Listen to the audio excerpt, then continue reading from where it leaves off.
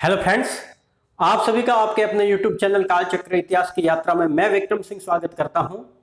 साथियों, आज का हमारा जो टॉपिक है वो है गढ़वाल वंश।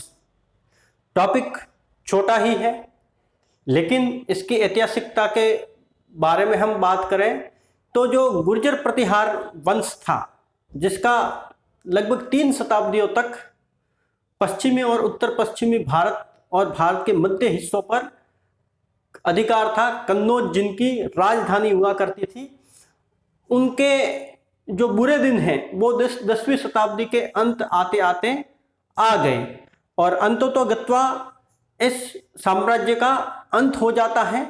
और इन्हीं के जो सामंत रह चुके थे वो लोग उस साम्राज्य के अवशेषों पर अपने अपने राज्य है वो स्थापित कर लेते थे। ऐसे बहुत सारे राज्य थे जिनमें मुख्यतः एक तो यह गढ़वाल वंश था। इनके अलावा दिल्ली और अजमेर के चौहान, जैजाक भुक्ति के चंदेल, मालवा के परमार, गुजरात के चालुक्य आदि वंश थे। तो आज के हम टॉपिक में गढ़वाल वंश को पढ़ेंगे और इसी तरीके से जो गुर्जर प्रतिहार वंश के अवशेषों पर जो जो साम्राज्य बाद में स्थापित हुए थे या जिनका उद्भव हुआ था, उनको लेकर एक एक वीडियो है वो हम देखेंगे। तो आज का जो हमारा टॉपिक है वो है गढ़वाल वंश। टॉपिक छोटा ही है। तो गढ़वाल वंश जो है, यह जो है वंश, इनका जो क्षेत्र था वो कन्नौज और उसके आसपास वाला इलाका हुआ करता था। ऐसा माना जाता है कि गढ़वालों का जो मूल स्थान था वो कन्नौज के आसपास वाला और विंध्याचल के आसपास वाला ही इलाका माना गया है इतिहासकारों द्वारा। तो इसका जो संस्थापक था, गढ़वाल वंश का जो संस्थापक था वो चंद्रदेव को माना जाता है। चंद्रदेव गढ़वाल वंश का संस्थापक माना जाता है। परीक्षाओं में बहुत बार पूछा जा चुका है, आगे भी पूछा जाता रहेगा। तो इस टॉपिक में वे हम चीजें देखेंगे, उन तथ्यों पर हम विचार विमर्श करेंगे जो परीक्षा की दृष्टि से महत्वपूर्ण है और परीक्षाओं में जिनके बारे में बार बार पूछा जाता रहा है। तो गढ़वाल वंश का जो संस्थापक है वो चंद्रदेव था। अब इस वंश का जो सबसे प्रतापी और शक्तिशाली शासक था वो था गोविंद चंद्र, जिसका कार्यकाल 1114 से लेकर 55 तक था। इसने पालों से मगध को जीता। वे ही पाल जिनका बंगाल में शासन हुआ करता था, लेकिन 11वीं-12वीं शताब्दी में उनकी जो स्थिति थी वो बेहद ही कमजोर थी। उनसे उन्होंने मगध को जीता, फिर मालवा को भी उसने गोविंद चंद्र ने जीता। और यह एक सैनिक योद्धा के साथ साथ में विद्वान भी हुआ करता था। वो विद्वानों का आश्रयदाता भी था। उसके विद्वानों में और लोगों में उसकी जो उपाधि थी वो थी विविध विद्या विचार वाचस्पति।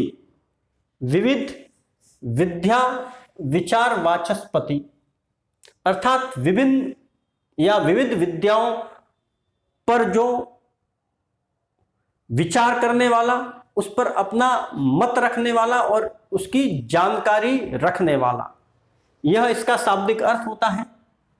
और इसके राज दरबार में उसका जो मंत्री था जिसका नाम था लक्ष्मीधर, यह भी बड़ा ही विद्वान व्यक्ति था, जिसने कृत्य कल्पतरु नामक पुस्तक की रचना की थी। इस पुस्तक के बारे में भी कई बार पूछा जा चुका है।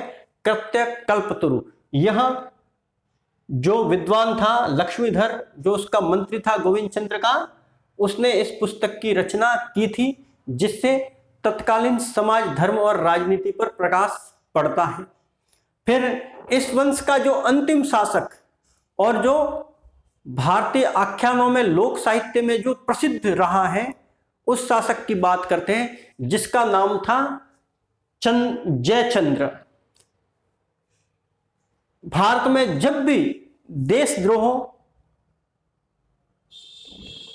का जो उदाहरण देना हो तो अक्सर इस शासक का उदाहरण है वो दिया जाता है।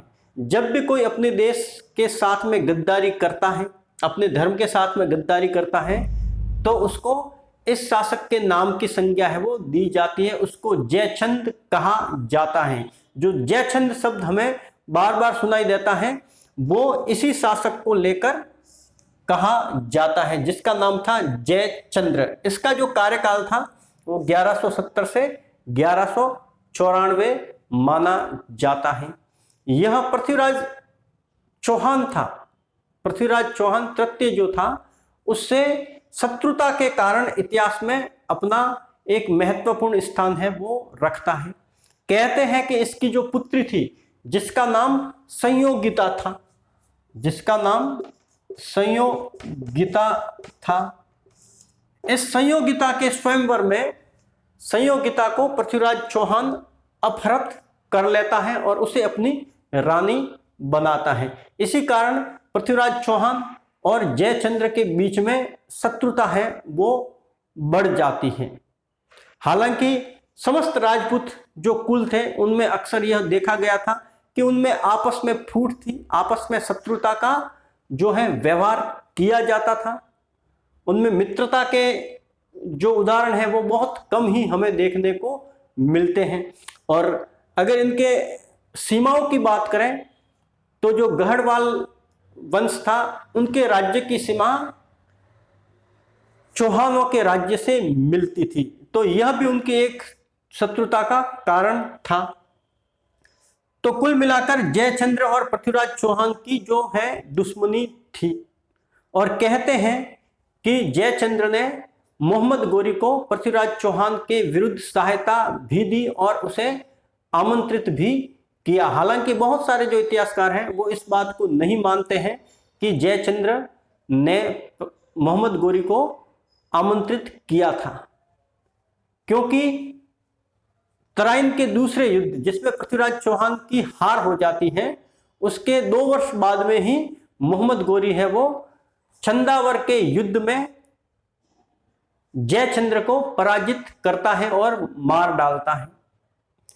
तो जो जयचंद्र है उसका 1194 में मोहम्मद गोरी के साथ में युद्ध होता है। इस युद्ध का नाम है चंदावर का युद्ध। यह जयचंद्र और मोहम्मद गोरी के बीच में होता है और इस युद्ध में जयचंद्र की हार होती है और मोहम्मद गोरी जीत जाता है और उसका कन्नौज पर है अधिकार हो जाता है, क्योंकि गहड़ वालों की जो राजधानी हुआ करती थी वो कन्नौज हुआ करती थी। वही कन्नौज जिसको राजसत्ता या राजनीतिक महत्व जो है सम्राट हर्षवर्धन के काल से मिलना शुरू हो गया था। तो जयचंद्र जो था वो अंतिम महत्वपूर्ण शासक गहड़वाल वंश का था और इसी के साथ में गहड़वाल वंश का राजनीतिक पटल से जो है समाप्ति हो जाती है या पतन है वो हो जाता है। तो आज का जो आपका टॉपिक था गहड़वाल वंश, इसको हमने पढ़ा। एक बात ध्यान देने योग्य है वो यह है कि जो गहड़वाल है, बहुत सारे जो इतिहासकार और जानकार हैं वो गहड़वाल वंश दक्षिण के या दक्कन के जो राष्ट्रकूट वंश और बाद में राजनीतिक पटल पर उभरने वाले जो हैं राठौड़, इनको एक ही कुल का मानते हैं। यानी उनका कहना है कि ये तीनों जो थे वो एक ही थे या इनका जो कुल था वो एक ही था, गहड़वाल, राष्ट्रकूट और राठौड़। जबकि बहुत सारे विद्वान हैं वो इस बात को स्वीकार नहीं करते हैं। तो आज का जो आपका टॉपिक है वो यही समाप्त होता है। धन्यवाद।